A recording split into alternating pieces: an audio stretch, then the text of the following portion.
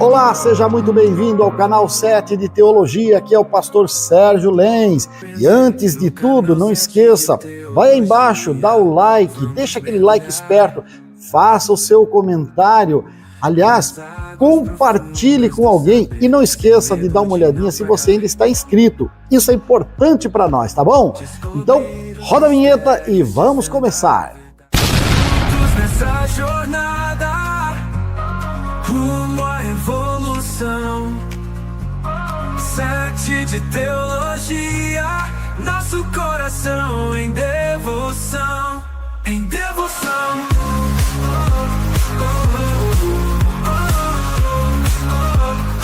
Cantares de Salomão 8:8, que diz o texto sagrado desta maneira: temos uma irmãzinha que ainda não tem seios.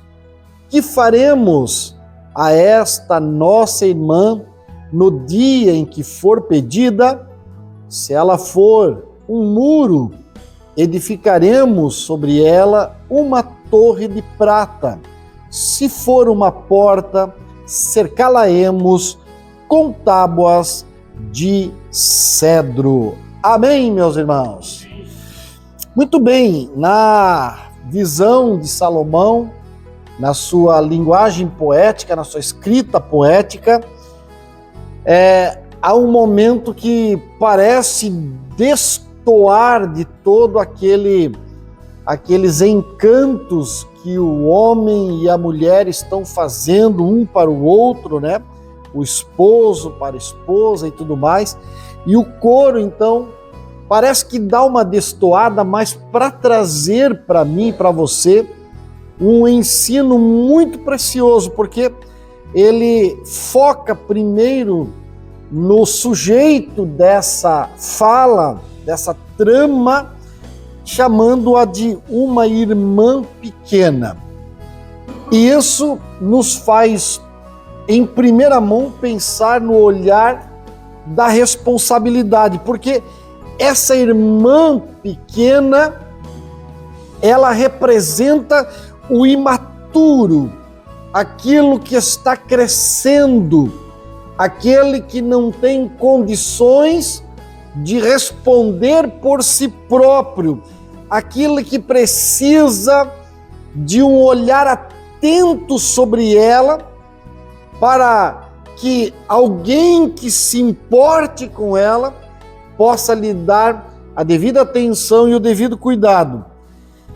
E eu penso que, à guisa de introdução desse texto e dessa reflexão, a primeira coisa que nós somos chamados, ou o primeiro passo da responsabilidade aqui, como igreja, é enxergarmos a responsabilidade sobre a necessidade.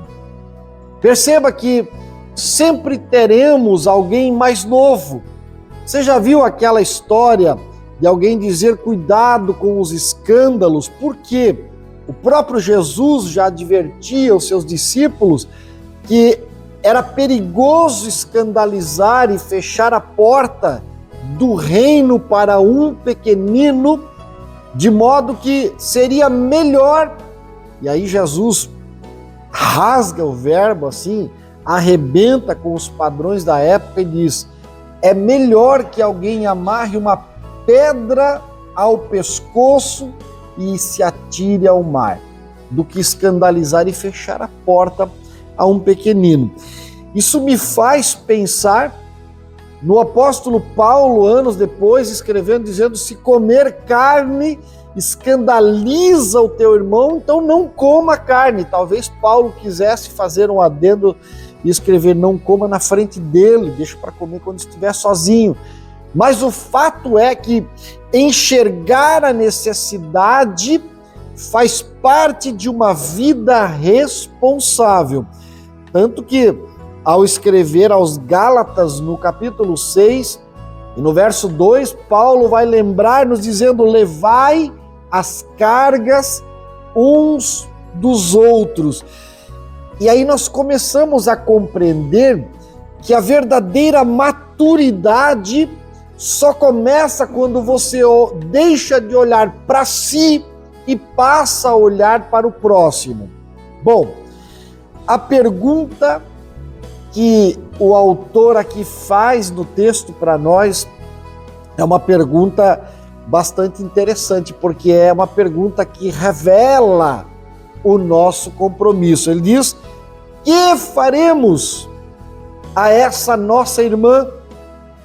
Você tem um problema aqui agora, porque além de cuidar de si, além de cuidar da sua própria vida, você olha para o lado e descobre: temos uma pequena irmã. E eu fico pensando, principalmente para quem é homem, e se tem uma irmã, ou teve uma irmã, ou tem uma filha, ou teve uma filha, a responsabilidade do ser masculino, ela triplica de tamanho e lhe dá forças, porque ele entende que, pelo padrão bíblico, o homem é o protetor da mulher. Quando Deus o colocou como cabeça, ele não o colocou para dominar e colocar o pé no pescoço, mas o fato de Deus colocar o homem como cabeça da mulher é para tornar-se o protetor desta. Desde a década de 60, ou talvez até um pouco antes, quando as mídias começaram a ficar mais visíveis e mais globais, há uma desconstrução da masculinidade. Você vê lá desde os Flintstones, né, aquele desenho lá da Era da Pedra, o Fred é um bananão, o seu amigo é um bananinha, e as duas mulheres é que mandam. Aí vai lá para o desenho dos Jetson, que é um desenho futurista. A mulher sabe tudo, manda tudo, e o homem é um banana. A própria cultura woke dos nossos dias tem desconstruído a masculinidade. Você vai para o cinema e você encontra os super-heróis sendo desconstruídos e sendo colocado de lado a figura masculina, e as mulheres é que são as super-heroínas. Mas na vida real, na vida prática, você que é mulher, você sabe disso. A mulher, ela tem um papel fundamental na guarda do coração do homem. Por isso ela foi tirada da costela, a proteção do coração, das emoções masculinas. E o homem, por sua vez, é o cabeça para ser o protetor da mulher. Não podemos aceitar essa questão. Mas, voltando ao texto, ele pergunta: que faremos? Temos uma irmã, temos que proteger. Ele não espera que outros o façam. Pelo contrário, ele assume a missão, assume essa responsabilidade e nos lembra que é minha responsabilidade quando todos os outros se calam. O mundo pode estar se calando à sua volta. Pode ser que ninguém conheça você, ninguém saiba da sua história, mas é você que foi chamado para ser cabeça da sua casa, para ser o protetor da sua história, para ser o sacerdote do seu altar. Você foi chamado. Deus está ainda hoje à procura daqueles que respondam ao seu chamado, que diz: quem há de ir por nós? Alguém que diga: eis-me aqui, Senhor, envia-me a mim. Afinal de contas, Isaías 6:8 nos lembra que quem ama se envolve, quem ama protege. E aí, ele faz uma pergunta, aliás, uma pergunta adicional: será que ela é muro ou será que ela é porta? Porque veja, se ela for muro, ela tem firmeza, ela tem limites, ela terá fidelidade, ela terá responsabilidade, proteção, terá guarida. O muro dá essa sensação de proteção. Você sabe aquela história do camarada que mora no Texas ou na Flórida, lá nos Estados Unidos, e ele não precisa nem de muro, porque ele disse: alguém pisar no meu terreno para dentro, aqui nós somos igual ao STF. Nós acusamos, julgamos e condenamos. Fazemos tudo de uma vez só. Fazendo isso, puxando lá da pistola, né? Então, o muro dá essa sensação. Se alguém pula para dentro do muro, você tem a responsabilidade de defender o que é seu. Então o muro é um divisor de responsabilidades. Agora pode ser que ela seja uma porta, ser frágil, vulnerável, ter falta de discernimento, ser fraca. Por quê? A porta pode ser forte como for, mas uma boa pesada, uma boa joelhada, ela abre, ela se arrebenta. É o ponto fraco da casa. Porque na janela, você, além dos padrões da janela que existe, você ainda coloca uma grade de ferro, chumba na parede, uma boa grade de ferro, e vai dar alguma segurança. Mas a porta não. A porta você enche de cadeados. Eu me lembro que nós fomos assaltados alguns anos atrás em uma casa que moramos, e quando chegamos estava quebrada o trinco da porta, a porta aberta, foi levado algumas coisas. E aí, por medo, além de trocar a fechadura da porta, eu coloquei 4 cadeados, 4 trancas. Aqui levava mais tempo para abrir do que... E um dia o ladrão voltou lá. Voltou, ele pegou um pé de cabra e foi arrebentando. Pá, pá, pá. Arrebentou a porta, ficou o último cadeado. O coitadinho já estava todo torto quando o vizinho chegou, iluminou com o carro e disse, vou chamar a polícia. Aí ele saiu rodando pé de cabra e sorrindo. E o último cadeado foi o herói da resistência e não deixou ele entrar. Você entende que Deus espera que sejamos muros, mas pode ser que alguns de nós venhamos a ser portas abertas ao pecado. E não é este que me interessa nessa noite, mas é a responsabilidade que nós devemos assumir, não somente diante das necessidades que aparecem, mas diante do corriqueiro da nossa vida. Porque eu acho interessante, há um texto em Provérbios 25 e 28, que vai nos lembrar que como uma cidade derrubada e sem muros, é o homem, o ser humano, que não tem domínio próprio.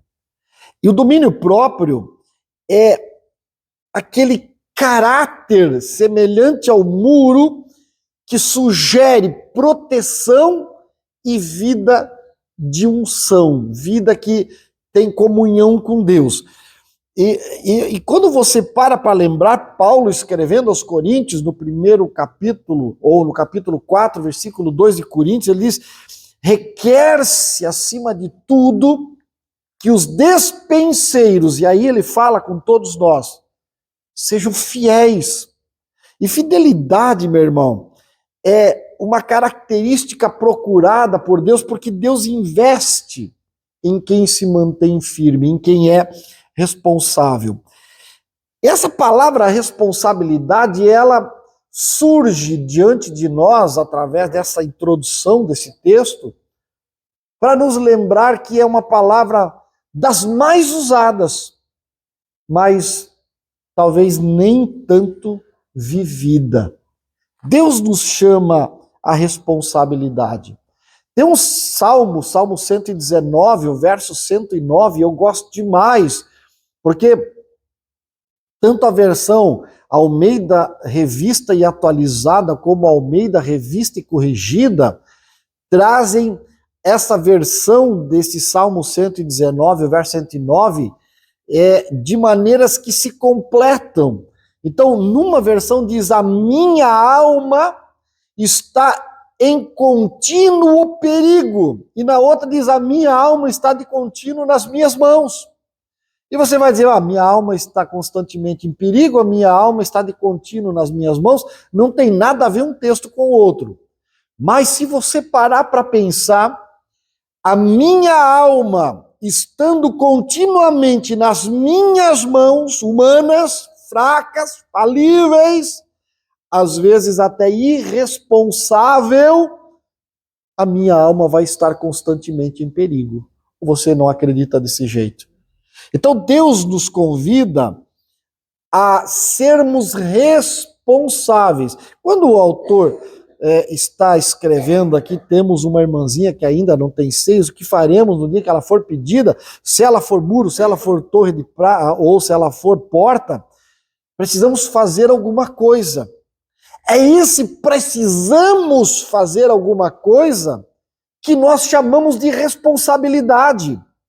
Não sei se você lembra, mas quando você participava, para aquele que veio de outro sistema religioso, outros sistemas religiosos, há um sacerdote, há um curandeiro, há um xamã, há alguém que vai fazer por você a intermediação entre a sua miséria e o ser santo que se propõe a alcançar. Mas nós aprendemos, quando aceitamos a Jesus, no dia em que entregamos a nossa vida a Cristo, que pela Bíblia Sagrada cada um dará conta de si mesmo. E isto me lembra que eu sou responsável pelo meu caminho, que você é responsável pela tua história. Escrever a tua história bem faz parte do teu destino eterno. Aleluia! E Deus, não tenha dúvida, meus irmãos, Ele busca em mim e você sinais de amadurecimento. Todos os dias, Ele está procurando isso em alguém. E quando você para olhar na Bíblia Sagrada, Mateus, a partir do capítulo 21 e do verso 19, tem uma história bastante interessante. Jesus passava quase que diariamente por aquele lugar. Mas há um dia específico em que as contas são pedidas. Quem é empresário, quem trabalha na empresa de alguém, sabe disso. Você vende, negocia, compra, paga, tal, até fechar o mês. Dia 30 fechou o mês, é hora de fazer o balancete patrimonial, é hora de fechar as contas. A pergunta que fica para eu e você refletir nessa noite é: quando vai ser o dia que Deus vai fechar as contas com você? Porque teve um dia que Jesus passou por aquela mesma figueira que ele passava de vez em quando, ele olhou para ela, desejou frutos e ela não tinha frutos. E ele, noutras palavras, disse algo parecido como: você é uma árvore irresponsável, porque você precisava ter frutos, mas não tem frutos. Traga isso para a sua realidade, irmãos. Jesus, vez por outra, está passando pela minha e pela tua história, e ele procura frutos de justiça, frutos de piedade. E a pergunta é: será que se Jesus olhar hoje para mim, ele vai encontrar esse fruto?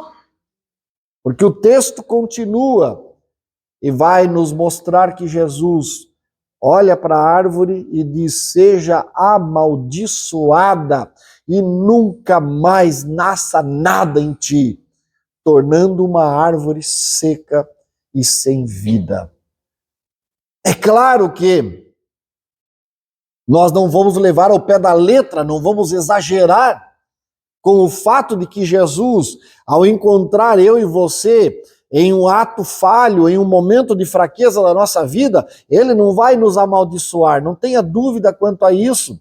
Não vamos chegar a esse ponto, mas pense comigo aqui, uma vida inteira vivida sem dar um fruto digno de arrependimento, sem verdadeiramente frutificar para o reino, sem testificar da graça de Deus, sem fazer o bem, sem responder com mansidão, sem viver as qualidades do fruto do Espírito que Gálatas capítulo 5 nos relata, pelo contrário, vivendo nas obras da carne, você acha que vai terminar bem?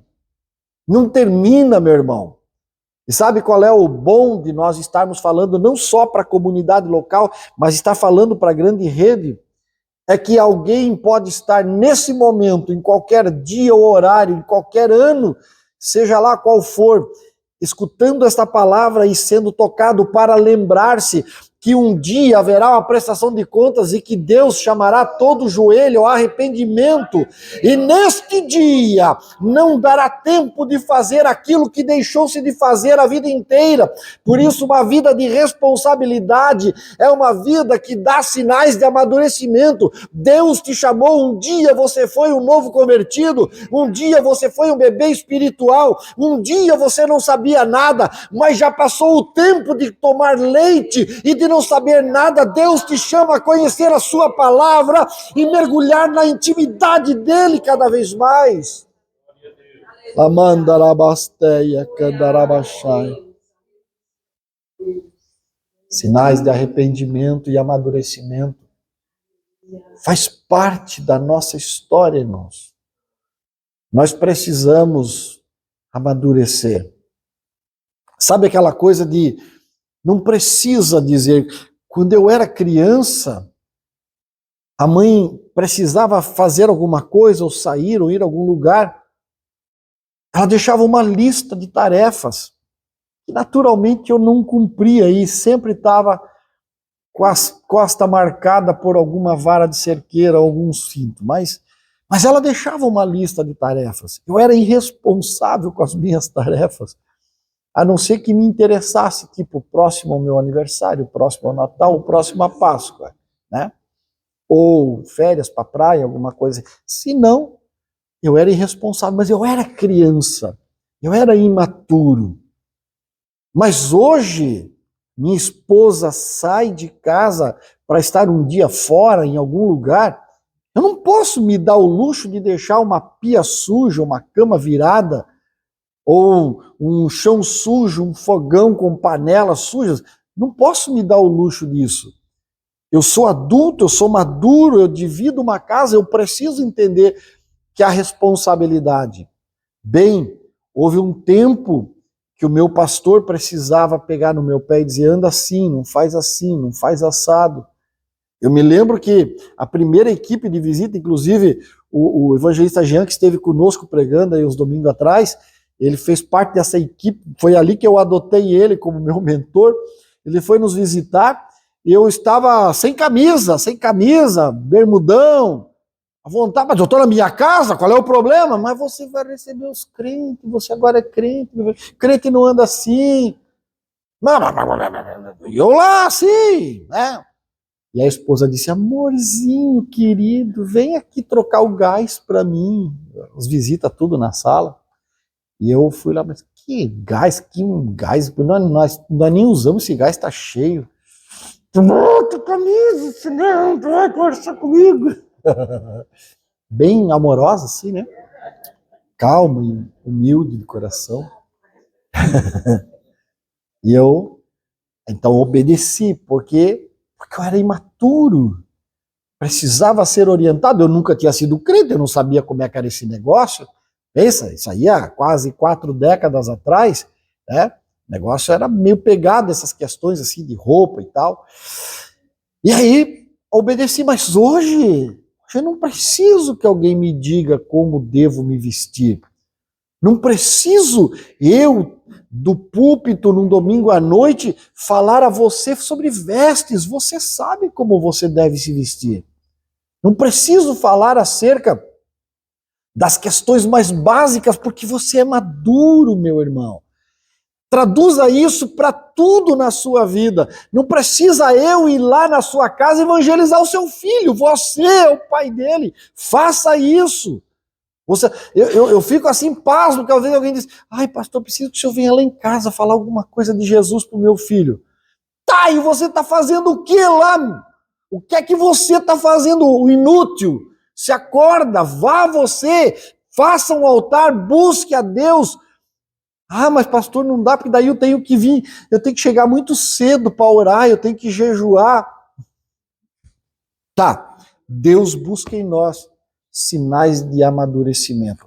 Podemos nos ajudar, claro, há momentos que nós ajudamos, há momentos que uma palavra vinda de fora, tal, mas esgote as possibilidades antes, né? Agora, nessa questão da responsabilidade, tem uma outra verdade aqui a nós.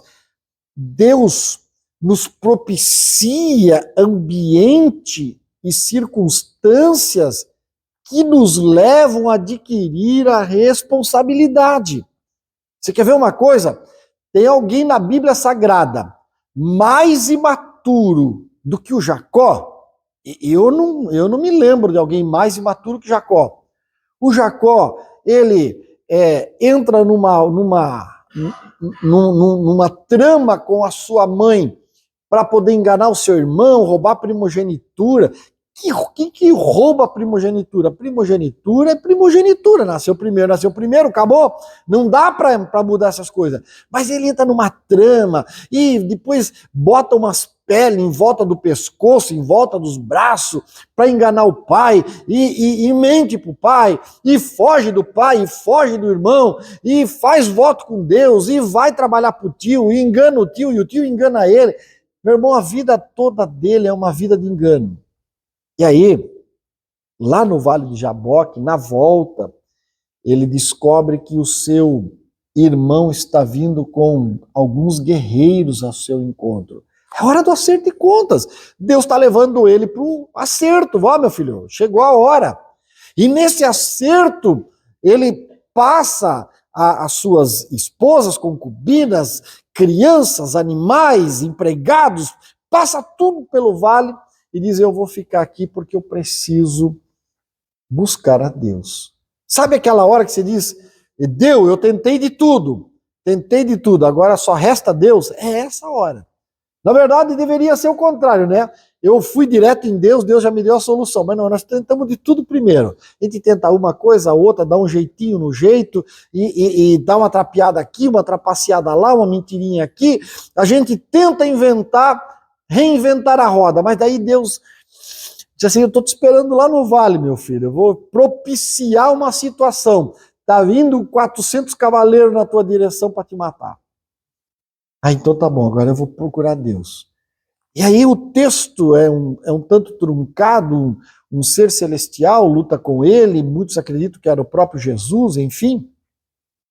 E ele parece que o anjo ou Cristo, seja lá qual dos dois foi, parece que faz meio que uma brincadeira com ele, deixa ele se prolongar naquela brincadeira para dizer assim: meu filho, você vai ter que crescer. Não cresce de um jeito, cresce do outro. Toca na juntura da coxa, lá vem o homem arrastando, porque um homem que não pode mais cavalgar, que não pode mais empunhar uma espada, que não pode mais fazer uma corrida, entrar numa peleja, ele não presta para mais nada. E agora, coxo de uma perna, ele recebe uma palavra: olha, agora acabou, você não é mais o homem que achava que era. A partir de hoje, você lutou como um príncipe com Deus, teu nome será mudado de Jacó para Israel. E aí tem uma coisa que me chama muito a atenção nesse texto. Porque tinha tudo para dizer: tá bom, seu obrigado, tá bom, a partir de agora eu vou fazer as coisas certas. Aí ele pega e diz: qual é o teu nome? Claro, você vai dizer para mim, dentro da cultura, da época, saber o nome da divindade com quem você conversou, abençoou, foi abençoado, enfim, travou alguma relação, dizia respeito ao tipo de futuro que você tinha. Tá, mas vamos abandonar um pouquinho esse momento, porque o anjo olha para Jacó e diz: por que tu pergunta o meu nome? Tipo, ele estava querendo dizer: olha para o teu nome, não para o meu. Você parou para olhar quem você é de verdade? Sabe essa coisa que nós temos de sempre estar apontando o dedo para o outro? Nossa, meu Deus, o negócio lá foi pegado para a irmã fulana. Olha, a palavra falou com o irmão lá. Meu Deus, que coisa séria. Olha, o outro lá não está nem vindo na igreja. Olha, o filho do fulano lá, meu Deus. Você sabe essa coisa de nós querer dizer qual é o nome do outro? O que está acontecendo lá? O que houve lá? O que está pegando lá? E esquece de olhar para si próprio. O anjo olha para ele assim: por que tu perguntas o meu nome? Por que tu não olha para o espelho e olha para o teu nome? Eu estou te dando a chance de mudar agora. Então Deus nos leva a ambientes e circunstâncias para nós crescermos, para nós nos tornarmos maduros, responsáveis. E aí o que o crente faz nessa hora? Aí é o diabo. Ai, irmão, ora por mim porque o diabo levantou contra mim. Que mané diabo? Acho que o diabo está preocupado contigo, irmão. Tá que ele está preocupado com todo mundo, né? Mas especificamente, não. A maior parte das circunstâncias ruins que você passa é colheita das tuas plantações. Cria juízo e começa a plantar certo. Cria juízo e começa a ser homem, começa a ser mulher de responsabilidade.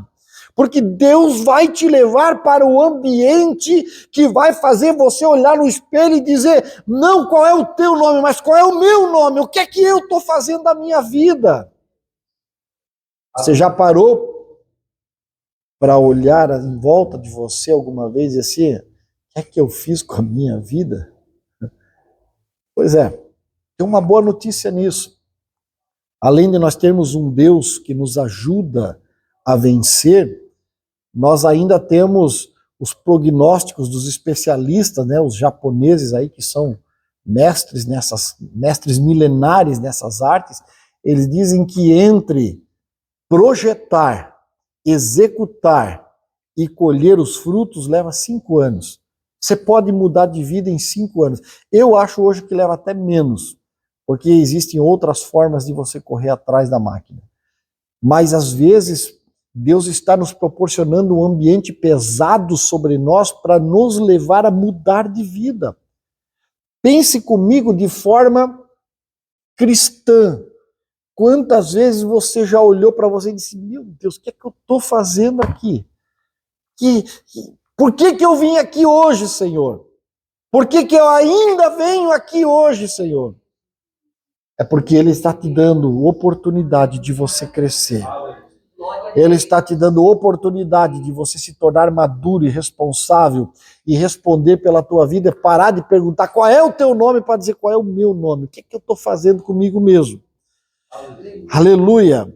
Por último, para nós ir para o final, Deus tem prazer em encontrar os seus filhos maduros e responsáveis. Ele está procurando por aqueles que são maduros e responsáveis. E ele quer fazer isso, ele quer mesmo, porque você vê que há um momento que ele recebe lá, não sei como funciona esse negócio, entre os filhos de Deus que vêm se apresentar, Satanás está entre eles e ele diz, viste o meu servo Jó, homem íntegro, reto, temente, que se desvia do mal. Só essas características de Jó já dava para nós continuar mais 1 hora aqui, né? Homem íntegro, reto, temente, que se desvia do mal. Deus tem prazer em nos encontrar desta maneira, que ninguém questione a nossa integridade, que ninguém possa ter nada que nos acusar contra a nossa retidão. A retidão que Deus espera de nós está na sua palavra. A pergunta para mim e para você nessa noite é, quanto você tem absorvido da palavra na sua vida? A retidão de Deus só virá pela palavra. Irmãos, apesar do Espírito Santo morar em nós e nos revelar coisas lindas, para com essa besteira que o Espírito Santo é quem vai te dar todas as coisas. Ele não dá para vadio, ele não dá para preguiçoso. Ele quer que você medite na palavra. Ele quer o teu nome escrito na escola dominical, ele quer o teu nome escrito no curso bíblico, ele quer você meditando todos os dias da sua palavra, porque ele só vai operar na sua vida através da palavra de Deus. Aleluia! Eu não acredito, não venha me dizer, eu sou cheia do Espírito Santo, sou cheio de Deus, e Deus me revela as coisas, se você não lê a Bíblia. Pode jogar tudo fora a tua revelação, porque não tem serventia. Claro, há momentos em que não dá tempo de você fazer um curso teológico. Deus quer te usar e vai te usar na simplicidade e da maneira mais tranquila. Ele usa porque ele usa quem ele quer. Ele é Deus e não está preso por condições humanas. Agora, via de regra, a retidão que ele espera de você está aqui, ó. Vá meditar nesta palavra de dia e de noite. Ele disse isso para Josué: não cesses, não cesse. Tu quer ser bem sucedido como foi o meu servo Moisés, medita nessa palavra de dia e de noite. Moisés escreveu, você medita, aí farás bem prosperar o teu caminho. Aleluia! Então, quando ele está olhando para Jó lá do alto dos céus, Satanás dá uma olhadinha assim: mas está bem, cercasse ele de tudo que é coisa boa. Sabe o que Satanás está errando, irmãos? Não é que Deus cerca alguém para que alguém seja fiel. Deus abençoa alguém porque ele é fiel. Ele não te abençoa para você ser fiel, ele te abençoa porque você é fiel. Ele não te usa para você ser fiel, ele te usa porque você é fiel. Aleluia! Ele não te dá a paz dele para você ser fiel. Ele te dá a sua paz porque ele é fiel e você é fiel a ele. Aleluia! Ele quer eu e você responsáveis na sua casa, de modo que esta responsabilidade ela comece a brilhar como um farol. Se a nossa irmãzinha for um muro, edificaremos sobre ela uma torre de prata. Aleluia! Pense comigo, uma torre de prata, aquelas torres orientais chamadas minaretes, elas são arredondadas, elas fazem uma espécie de um balão e tem uma ponta e são de prata. De qualquer lugar, de qualquer ponto de uma certa distância, o sol vai bater e aquela torre de prata vai refletir a glória e o poder da luz e do calor do sol. Meu irmão, quando você é muro para a responsabilidade, a glória de Deus vai bater em você e vai respingar à sua volta. Não precisa dizer para ninguém que você é crente, não, porque a glória de Deus reflete-se no seu rosto, de modo que seja como foi Moisés, precisava botar um véu, porque os filhos de Israel não podiam contemplar a glória, a Shekinah de Deus que resplandecia do rosto de Moisés. Na mantoeca lamacharabasteia. Deus procura-nos responsáveis para a sua obra, viu? Por isso que o apóstolo Paulo, no texto que nós lemos tanto de Mateus, ou de 1 Coríntios 11, 23 até o 28, lá no 28 ele escreve: examine-se, pois, o homem a si mesmo, e aí sim coma desse pão e beba desse cálice, porque quem come e bebe sem se examinar, sem entender o que é ser corpo de Cristo, come e bebe juízo para si. Eis a razão porque há entre vós muitos fracos e doentes. Mas o nosso Deus, que é misericordioso, sabe uma coisa que eu acho maravilhoso? Eu estava pensando no domingo, na escola dominical, quando o pastor Dionês estava falando acerca da responsabilidade que temos em tremer diante da presença de Deus, e tremer de pavor mesmo. Mas daí Paulo vem e escreve: nós não temos um pai que não possa se compadecer de nós. Inclusive ele diz para nós: diga aí Abba Pai, que é traduzido meu papaizinho. E aí o apóstolo João fecha isso com primazia e diz: tá bom, gente, não pequeis, mas se pecardes, vocês têm um advogado junto ao Pai, Jesus Cristo justo. Porque nós somos maduros, eu sou responsável, eu sou um motorista consciente, responsável, eu dirijo direitinho. Mas aí eu não observei na lei o outro dia que andar dentro da cidade em dia de chuva tinha que andar com a luz ligada. Você sabia disso? Eu não sabia disso. Eu dirijo há 40 anos e não sabia disso, que dentro da cidade, com dia de chuva, a luz tem que estar ligada. E aí eu não andei com a luz ligada, passei na câmera na frente do bistec, a câmera me pegou, me multou e recebi uma multa de R$140. Eu fui irresponsável? Não. Eu transgredi a lei.